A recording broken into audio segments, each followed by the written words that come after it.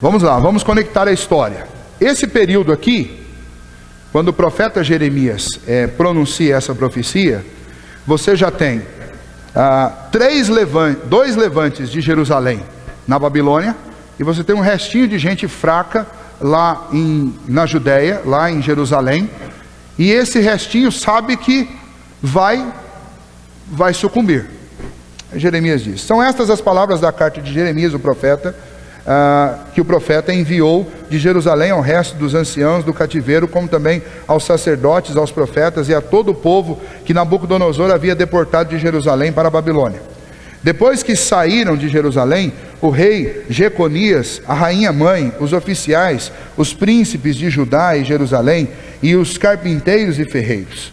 A carta foi mandada por intermédio de Elasa, filho de Safã, e de Gemarias, filho de Uquias, os quais Zedequias, rei de Judá, tinha enviado à Babilônia, a Nabucodonosor, rei da Babilônia, e dizia: assim diz o Senhor dos exércitos, o Deus de Israel, a todos os exilados que eu deportei de Jerusalém para a Babilônia. Um fato importante: quem deportou? Assim diz o Senhor dos exércitos, o Deus de Israel, a todos os exilados que eu deportei. Então nunca perca de vista isso é a nossa cosmovisão. Deus governa sobre tudo. Aconteceu algo terrível, uma nação sucumbiu e foi deportada para outra. Quem está por trás de tudo isso?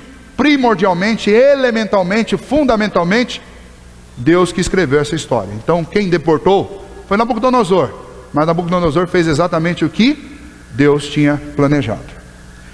Edificai casas e habitai nelas, plantai pomares e comei o seu fruto, tomai esposas e gerai filhos e filhas, tomai esposas para vossos filhos e dai vossas filhas a maridos, para que tenham filhos e filhas, multiplicai-vos aí e não vos diminuais, procurai a paz da cidade para onde vos desterrei e orai por ela ao Senhor, porque na sua paz vós tereis paz. Em outras palavras, Deus está dizendo assim: ó, a vida não vai parar não. Eu quero que vocês continuem se casando, eu quero que vocês continuem gerando filhos, não quero que vocês fiquem brigando aí, mas vocês orem pela cidade para onde eu deportei vocês, porque se a cidade para onde eu coloquei vocês tiver paz, vocês também terão paz. É duro ouvir isso, né? Deus te coloca dentro de uma prisão e fala: ó, aí você vai continuar a sua vida normal aí, não é para parar, é para continuar. Vamos lá, versículo 8. Porque assim diz o Senhor dos exércitos, o Deus de Israel: não vos enganem os vossos profetas que estão no meio de vós, nem os vossos adivinhos, nem deis ouvido aos vossos sonhadores, que sempre sonham segundo o vosso desejo. Mas, ó, tem um monte de profeta aí que fica falando o que vocês gostam de ouvir. Não dê ouvido para eles. Não é para vocês fazerem isso. Assim diz o Senhor: logo que se cumprirem para a Babilônia 70 anos, atentarei para vós outros e cumprirei para convosco a minha boa palavra, tornando a trazer-vos para este lugar.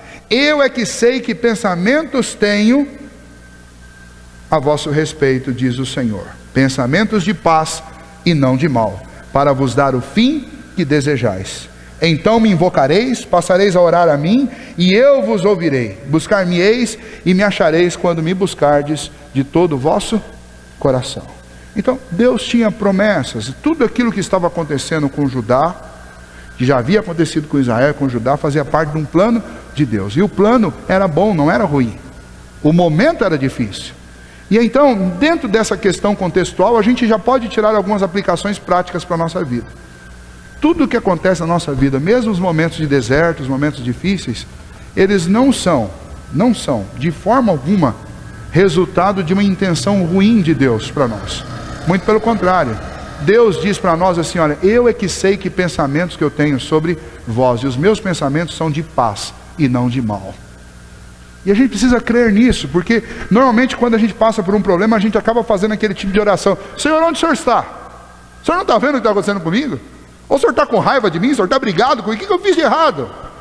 E Deus está respondendo: continua a vida, continua orando, continua casando-se, dando-se em casamento, gerando filhos, continua a sua jornada, porque eu tenho um plano bom. O que vocês estão passando não é para o mal de vocês, mas é para o bem. Então me busquem e vocês vão me achar, não importa onde vocês estejam. E quando se cumprir esse plano meu, vocês vão voltar para de onde eu tirei vocês. E o povo deveria crer nessa promessa e deveria viver assim.